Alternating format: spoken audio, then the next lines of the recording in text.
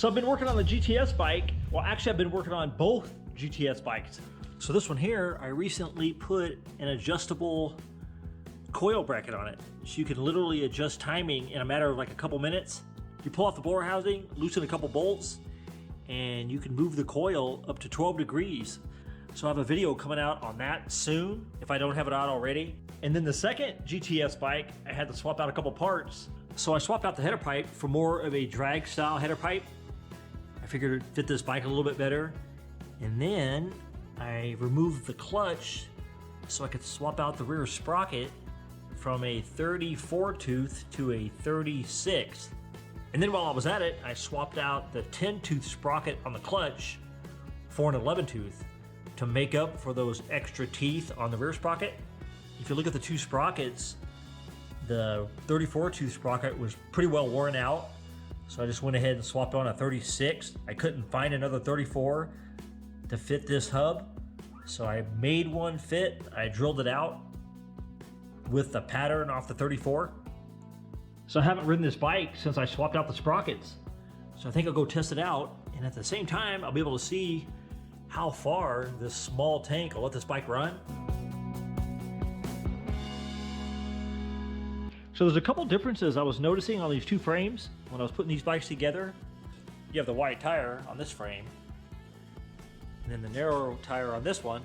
But besides that, I noticed that the Volts GTS bike has a lot shorter forks or T-bar, because the T-bar on this bike is around 30 inches. If you measure it out, I mean, it's pretty close to 30 inches, like 29 and a half or so. If you measure out the T-bar on the Volts bike, there is around a 4-inch difference. So this bike's almost 26 for the T-bar, and this one's almost 30. So this one's 4 inches taller. So it looks like the Volts bike's even more of a drag style bike than your standard GTS frame. So the top of the bar, you're talking almost 8 inches on this bike, and then almost 10 on this bike.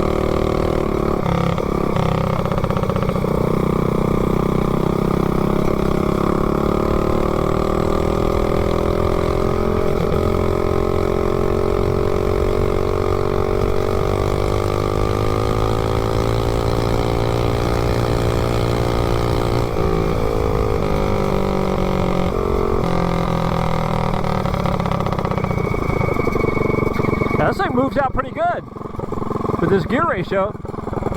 Just take it up the road here. Gets up to speed pretty quick.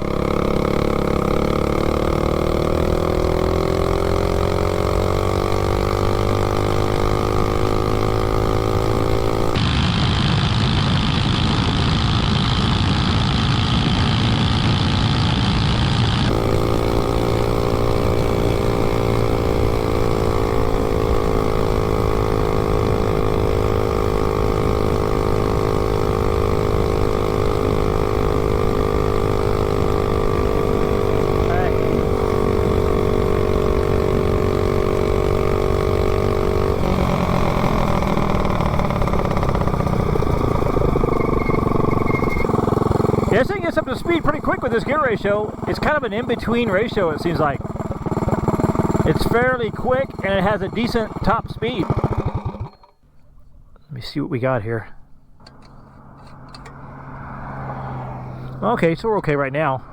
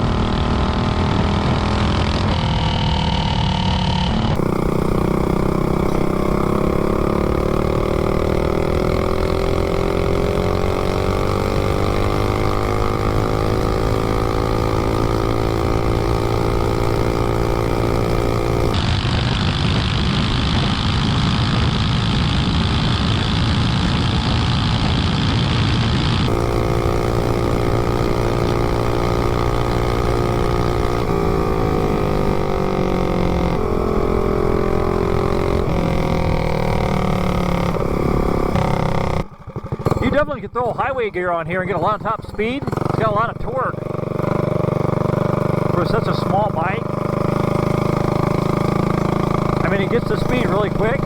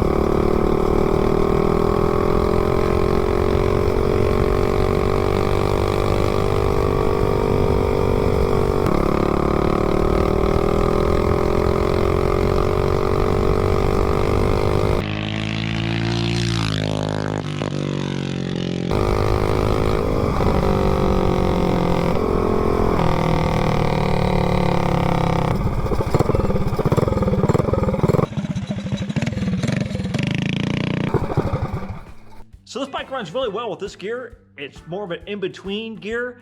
It has plenty of mid-range torque and a pretty decent top speed. You definitely could add more gear to this bike and get a lot more top speed out of it. It has plenty of torque to pull the gear. So in the next video with this bike, I'll try to do an all-out top speed run, but I need to find a 40-tooth sprocket for the Premier clutch with a bigger or larger tooth count. So I really can't go much smaller than this sprocket, but I can raise the tooth count on the clutch if they make a gear for this clutch that big with a 40 chain. Otherwise, I might have to go to a 35.